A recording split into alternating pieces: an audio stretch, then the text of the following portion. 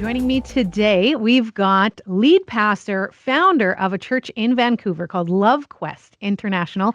He's also a singer and songwriter. He's up for an award, which we're going to get to in a bit. But thank you, Pastor Terrance Richmond, for joining us Yes, today. thanks for having me. Really appreciate it, Fantastic. and looking forward to the conversation. Me too.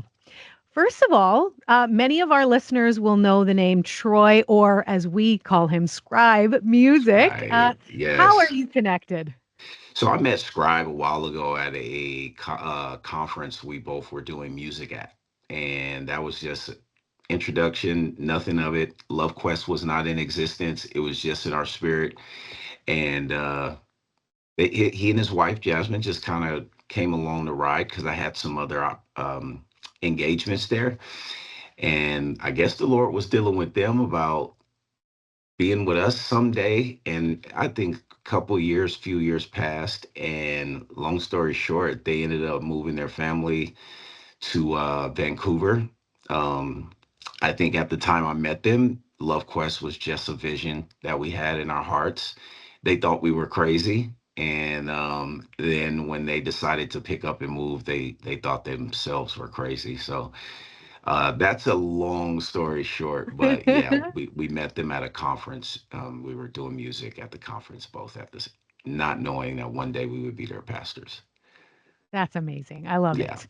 yeah, So I heard a little bit about your story, so I would love to dive in a bit. You grew up not a Canadian, you grew up in California, and I yeah. believe you grew up surrounded by a few women. I would love to know, how has that shaped your life? It shaped my life tremendously. I feel like as much as I missed having my dad in my life, I think the attributes that I did get from the women, the nurturing, the love, the patience, the and then being raised in by women of color, just some of the struggles that being minorities themselves, just as women, not just even as colored women, just really shaped my heart more than anything. I would say the love, but also seeing them have to work so hard because they were all single women. Um, so work ethic and the nurturing character of God just really is, I would say, two big attributes that I got. Love Quest. I would say being raised by women had to do with probably somewhere in there that name coming up. Fantastic. When I think about, growing up with just a single parent, that's a struggle for sure. When was it that faith became vital or important in your life? Well, I grew up in a house that faith was the center of it all. Um, as I grew to understand, faith wasn't always in the center of the household. Grandma um, migrated here from Louisiana with her mother, and I think faith was always. I would say church was always a part of the culture, but my grandmother's faith became the pillar of our family's existence. And so I grew up in a praying house. I grew up hearing hymns. I grew up hearing hymns from my grandma and my mom, but my mom was still younger. She had me when she was 21. So she was still wilding out. She was still running around in the streets. And it was a popular time, late 70s, 80s, Black Panther movement. Like there's a lot going on in the Black community in Oakland, California, and it's the Bay Area. It was a fun place, fast paced, a lot going on there. And so faith, I think faith had to be a part of our lives as a culture to survive. I would say Mm. faith became a part of my life, my bloodline, the air I breathe. That not just him, not just being my savior, but him being my Lord, him being my friend, him being like when in 2008 for me personally, my walk with God became my everything, not just like my survival kit. It was everything. I like The way you describe that, your survival kit. Speaking of your mom being caught up in a bit of the wild, which lots of people do, were Absolutely. you also caught up in that in your teens and early 20s at all? Of course, not only because it was a part of my environment growing up, and curiosity led me to see what all the fun was about, or what it seemed to be fun, Yep. um, peer pressure, whatever you want to call it. But it also seeped into my adulthood.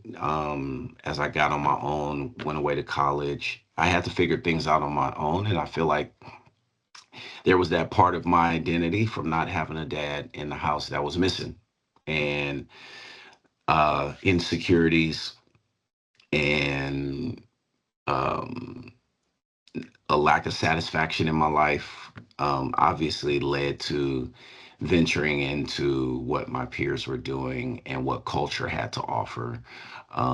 And I would say anybody, if they were honest, would say it was fun too. At the same time, not fun in a glorifying way.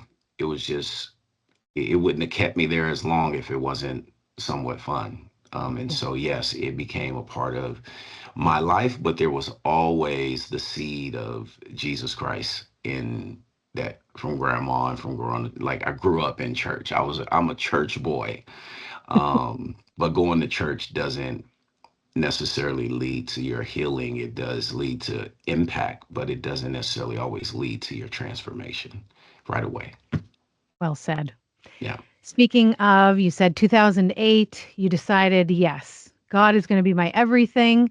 You start this church and writing music at some point becomes a part of it. Tell us about your music. And you were recently nominated for Breakout West Spiritual Artist of the Year. Very exciting. Yeah, super exciting. I started music in 2000 and really six. As my buddy was, is part of partying and clubbing. My buddy would go. There was this one place called Jasper's in Sonoma County, Monday night reggae hip hop spot, and it was like a open mic moment that they always had, and my buddy would always get on the mic. And then I remember one concert I went to with him. He was performing, and I went backstage, and there was some MCs that were like, "Man, if you don't write music or do music, you can't get on the mic." And I'm like, I was a competitive guy, so it's like they like to say rap is hip hop is a like it's a sport, and so I took it personal and I wrote an album, and that was my first album out of just competitive like I can do this. And then literally maybe a year, 2 years later, that's when the call of God just was so loud in my life. And then I put music down. And the church I ended up going to, I became the youth pastor. But right after a year, God said, "All right, now you could pick it up, use it for me." And it was 2009. I picked the music back up, and ever since then, I've been writing music, whether it's worship songs, whether it is for hip hop, whether it is for commercials, whatever it may be.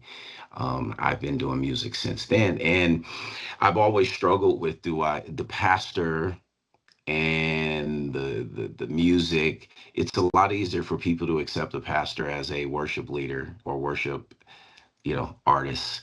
The church, in some ways, some churches, especially here in Canada, have a really tough time embracing the urban music side of the faith. And in the states, they embrace it a little more, but here it's been hard to like break through and get the church to embrace the urban side of music. Everything is just worship, but the urban side of music is worship.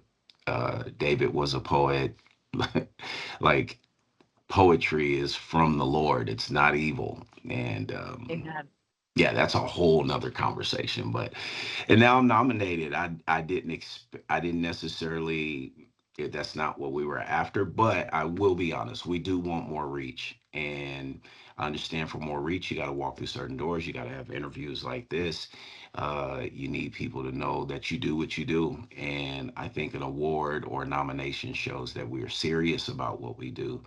And I am a full-blown leader, and I am a full-blown artist, and I take full responsibility for both gifts, and I leave it up to everybody else to figure out if they want to accept it or not. So, yes. Well, congratulations on that Thank you. nomination. Very exciting. Thank you. It's huge. Yes. If talking about music, I'd love to hear your thoughts on the differences between, and if there are any, religious music versus spiritual. Yeah, first of all, I think the category, because that that Breakout West organization is not a religious award or organization. I think the Spiritual Artist of the Year is a safe title for a category to include all walks of faith. And so for me, I think spiritual can be a practice of spirituality. That can be new age, that can be any religion, that can be yoga, that can be any practice of centering yourself, trying to find yourself, meditation. That's an extremely broad, it's probably the broadest category in the awards, right? Everything else is like country, hip hop, whatever, pop. And then you have spiritual. I would say every category is spiritual if you're talking about music.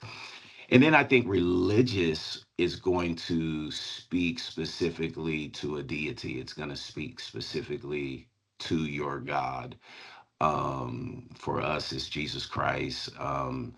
And that's where you probably get into more of a religious, um, I guess, box or category.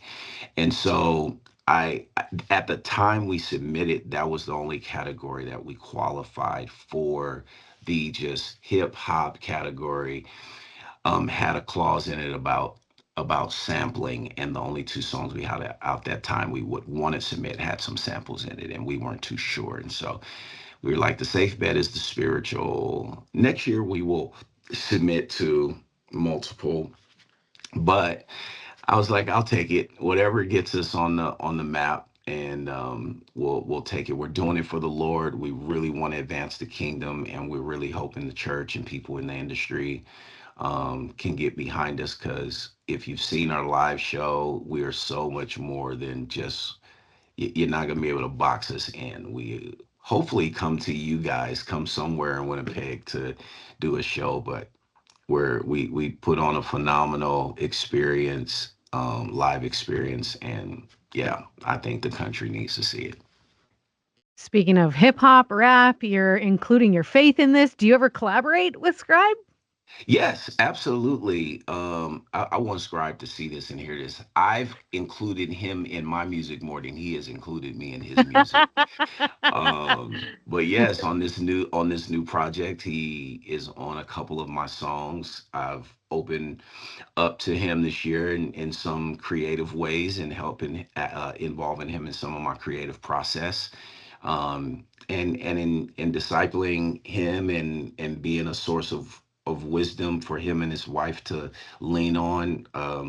We've also planned some things to help him, go higher in his gift, in the sense of leadership and taking on more roles in the church, and trying to help get the creative side of our community on a broader in a broader reach. And so it is amazing to have Scribe and Jazz. I would say Troy. I'm gonna say Troy, Troy and Jasmine, um, a part of our community and our life. Their family is phenomenal, and we're super close. So yes, and we're gonna do a lot more together as well. So Lovely. One yeah. last major question. What do you hope people take from your music? Um, Conviction, hope.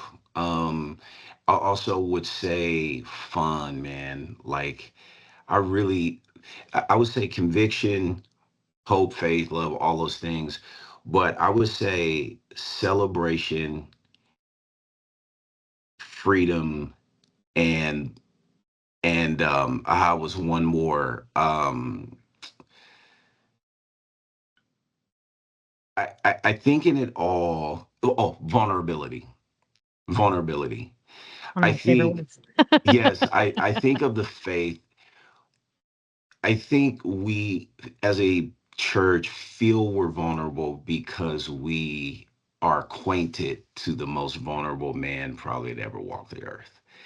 So just by default, oh, I know Jesus. Oh, it's just like we think we're humble because we're Mm, Christians or we're supposed. It's like, but a lot of our sermons in the pulpit are vulnerable. They're very curated. They're very fixed.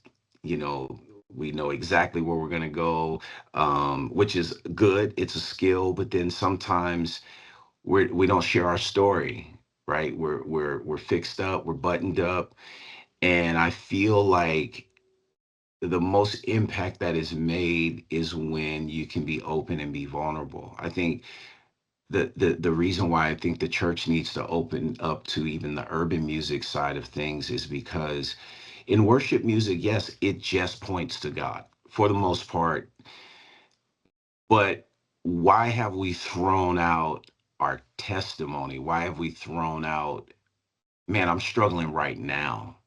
Why have we thrown? I think when people get to see me as on when I'm an artist and writing sermons as an artist, but they get to hear some of my frustrations as a pastor in my music, but not in a way that's like, I don't want to do this. And they're going to be like, oh, why you didn't tell us that? It's like, no, sometimes I don't feel like it up. Sometimes my family suffers from the call. Sometimes, Lord, please help me. These are your people. Like, I feel vulnerability, and then I think celebrate.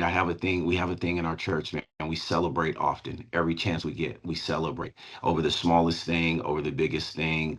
um we celebrate, and so you're going to get celebration, you're going to get vulnerability, and you're going to get faith and love, um for sure. You're going to get yeah. a lot of energy, and yeah. For people who are jazzed up about this and they want to find your music, become a fan if they haven't already, how can they do that? You can go, first of all, follow me on Instagram at Terrance Richmond. That's two R's. That's ANCE. That's Richmond like the city, or Richmond like Virginia. And then you can go to Spotify, Apple Music. I'm on all the platforms. But just to kind of follow my life, Instagram, you'll get a portion of my life. I do share some vulnerability on there. And then YouTube, the same thing. But I also encourage you to follow the church, Love Quest International Church, on social media, YouTube. And yeah, we hope to see you soon. We hope to come to your city one way or another, whether that's me, whether it's our worship team. Our worship team has dropped 3 albums this year, getting Nice. ready for a fourth. And What are they so called? we are Love Quest International Worship. Yeah, Love Quest International Worship. We're on Spotify, and we're on YouTube.